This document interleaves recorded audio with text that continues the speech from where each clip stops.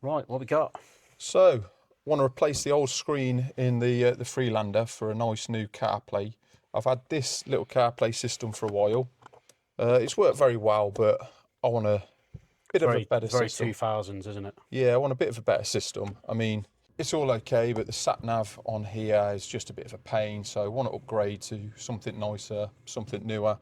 And I've got something that we'll come to in a bit. I'll show you. I'm going to take all of this out for the time being, and we're going to go from there. Can you get a snake on this? Yeah. Yes.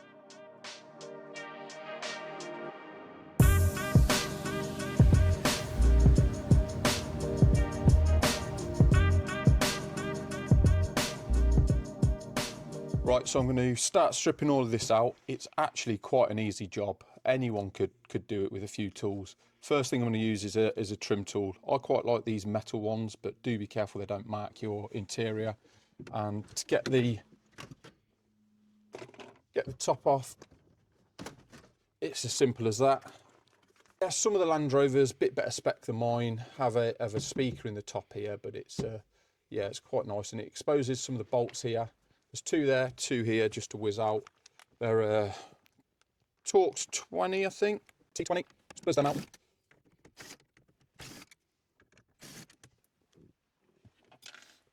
And then next thing is just under this little trim here, which is can be a bit fiddly, but just pull it down, pull it back up, exposes another two T20s.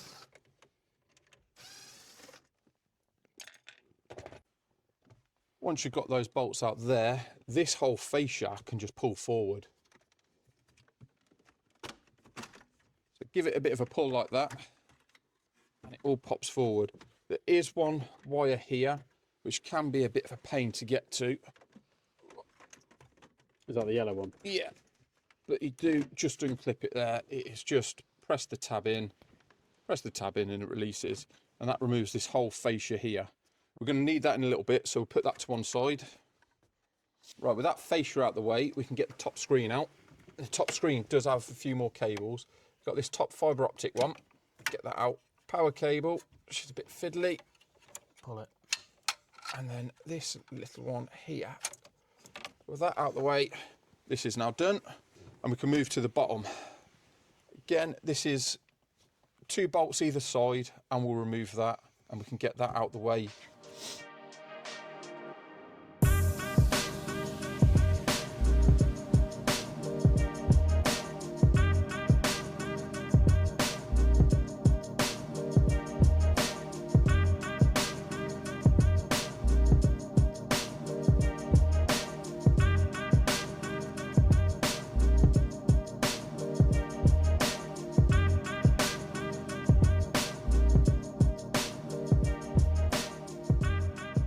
So now we've got it out, we being you, the heater controls, do these stay in or do these have to come out as well?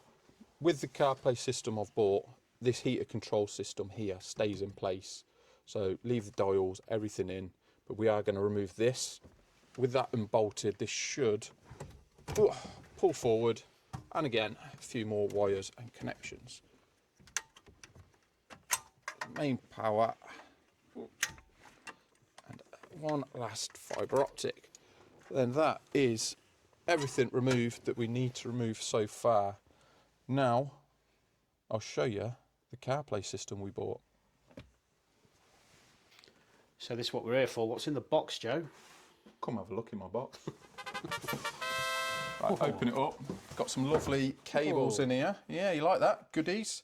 Got a little GPS, a little DAB aerial. Got some fibre optic loop outs. That is the CarPlay system I'm fitting. You're turning the Freelander into a Tesla. Yeah. That is impressive. That's a big screen for what year's the car? 07? Yeah, 08, something 08. like that. Yeah, look at that. So that's the screen that's normally in the Freelander. And this is the small little screen I'm going to put in instead. That's going to look awesome. Look at the difference. So we're going to fit this lovely little beast into here. Before we can actually put it in, this bracket here where the top screen used to mount, that does need to come out. So we're going to trim it out the way because it's not needed. We're going to use a Dremel tool just to chop it about here, either side and across the back, just to get that out the way. Your Freelander might not have that, but we're going to trim it out the way. It is dead easy to do. You could probably chop it out with a pair of scissors. It's really not that bad, but please be careful. The other thing we need to make sure we do is the fascia that was here before, the vents, we need to take them out of the old fascia. We do need to install them on here, but we'll come back to that in a little bit once we've got this out the way and we've mock fitted it. So I'll just give you a quick insight into why we need to trim. Where all this module here is, it's just hitting on these clips. We're going to trim probably more than we need off just to give ourselves a bit more space. Presume it doesn't matter if you trim more off. It's not that bit of trim's only for the old unit, isn't it? Yeah, that's where it catches. We're not sure if we can get away with just chopping these tabs off, because this is where the new CarPlay system's hitting. We're going to trim them to start with, but worst case scenario, we're just going to chop this out here. So I'm just going to mark it up just to give you an idea of where we're going to trim for the first brackets, and hopefully that fits. If not, we'll just take a little bit of a bigger portion out. It's not the end of the world. Whenever you fit CarPlay systems, you do normally have to have a little bit of a trim of the plastics that's already there. So we'll give this a go.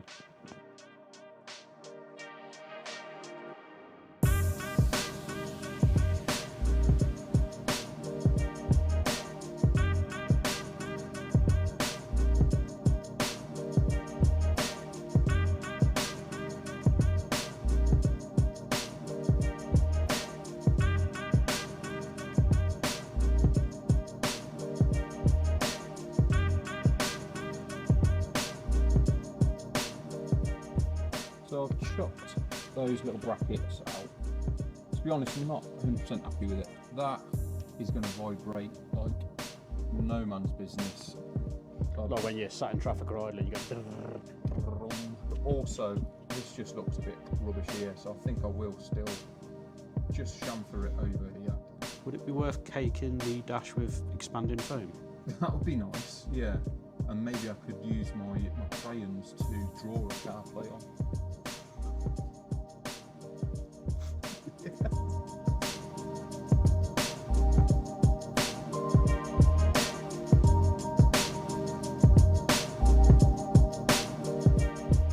So I've just trimmed this one out the way. It's looking better. I'm going to clean it up in a minute with a file, but just getting all the cables tucked out the way to do the other side. Just when you've got the Dremel behind there, just obviously be careful of the snake's wedding of wires that live behind there and chopping through them. Because chopping through wires isn't fun, is it, Joe? Everyone loves doing electric.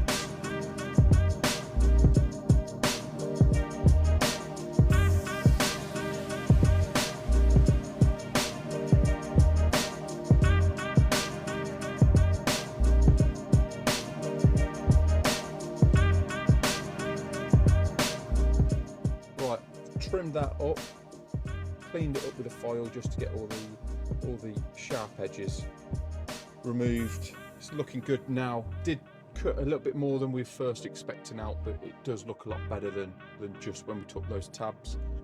So I'm just going to mock fit this, make sure it definitely goes in now.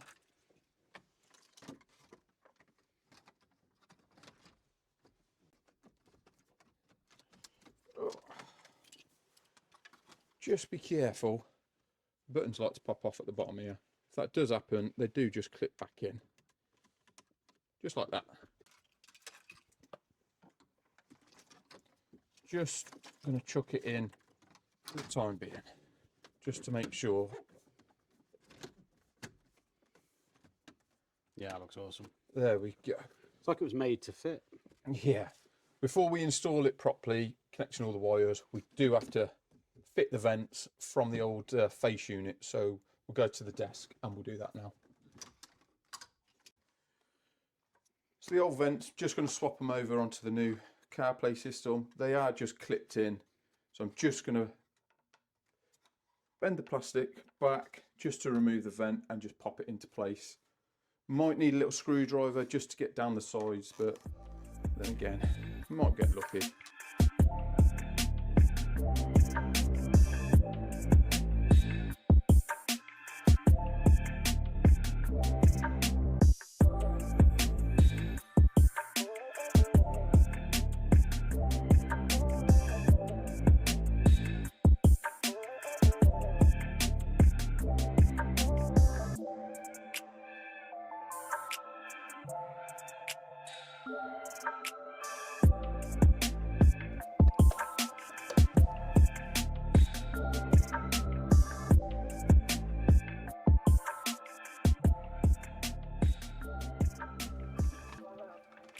Right, what we might do on the bench before we do install it is just get some of the wiring plugged in. So we've got this main loom here, tuck that up and out of the way. I've got a few of the other bits to go in. I'm going to first put on a little GPS module. That screws in here, it is labelled up. Got your GPS and you've got your DAB aerial. They both plug in here. I'm going to put the GPS in at the top where it's labelled. So just going to nip that with a spanner, not over tighten it, and then get the DAB aerial in.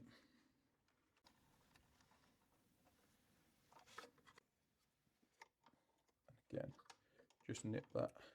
How many newton meters do you do them to? About 300? 300, or if you're using imperial measurements, FT. Please don't do that. Not unless you want to ruin your brand new head unit.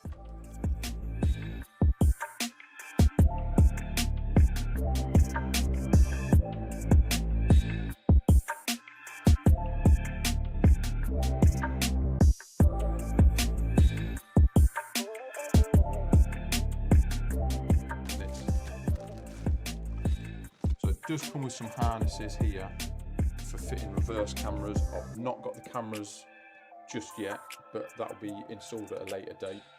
They, I believe, plug in up the top here, just clip in there. So a lot of it's just plug and play stuff, isn't it? It's hard to mess up where cables go. You'll find the plugs on the back correspond with the plugs that are on the car. Exactly. Cool, right. Let's get it in.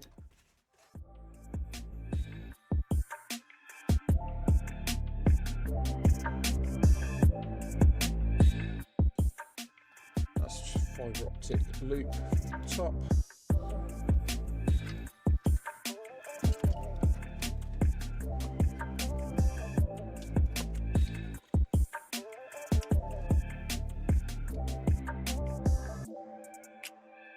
Might look like I know what I'm doing.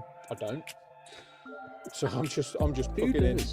I'm just plugging in what looks right and hoping for the best. We don't know. We don't know what we're doing. A USB plug. How many times do you try and fit a USB? It never goes in first time. But if it doesn't go in first time, keep trying. Just keep trying. My GPS is here. My DAB is there.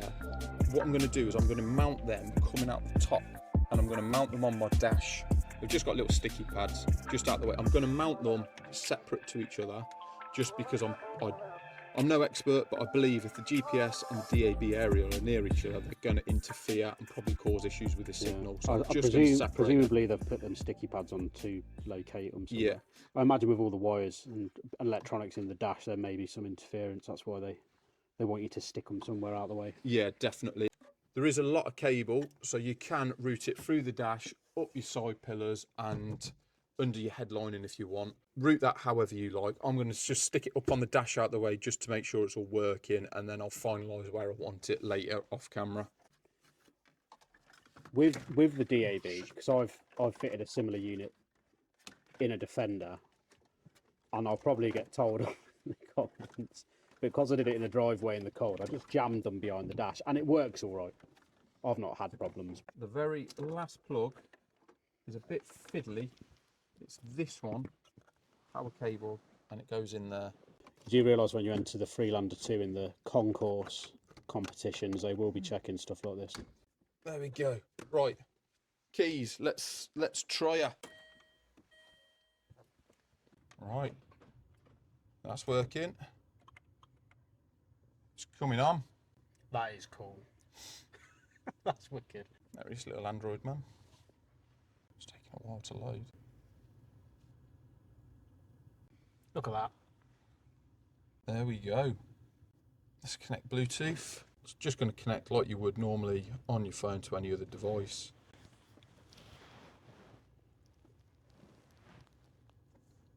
It says I'm connected here, so let's go back. Yeah, connected Bluetooth. Got all these videos.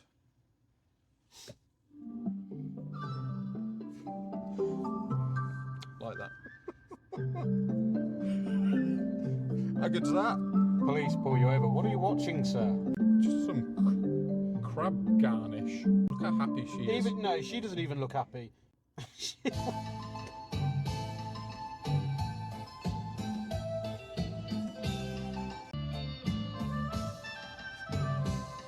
it is, the little happy egg.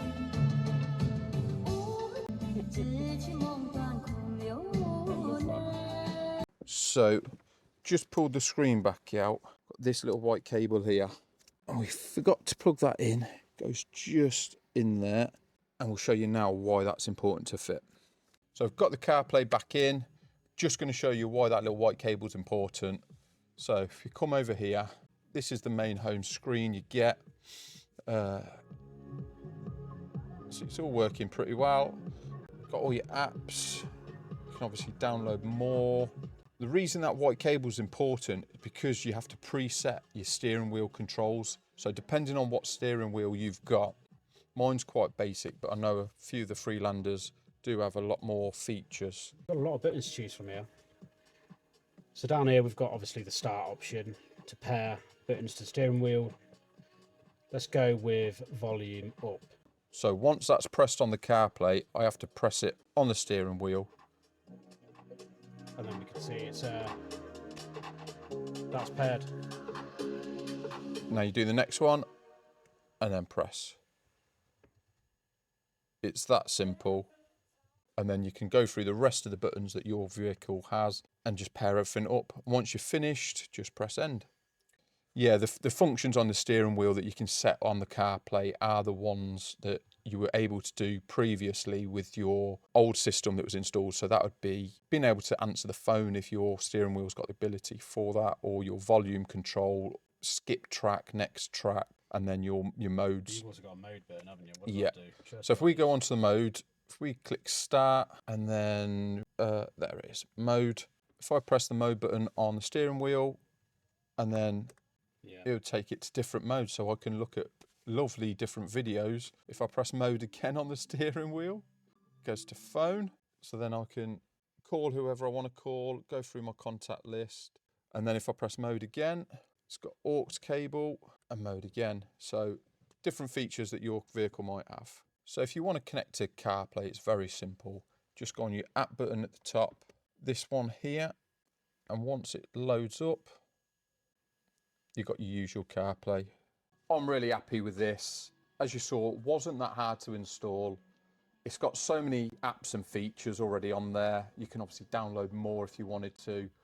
I'm not going to go through every setting or every app. If there is something else you'd like to see, or if you've got any questions, just drop us a comment. Yeah, it looks fantastic. It's really changed the way the car looks. If you like the video, drop it a like. If you want to see more, subscribe, hit that notification bell so you don't miss more videos similar to this one. Good chicken.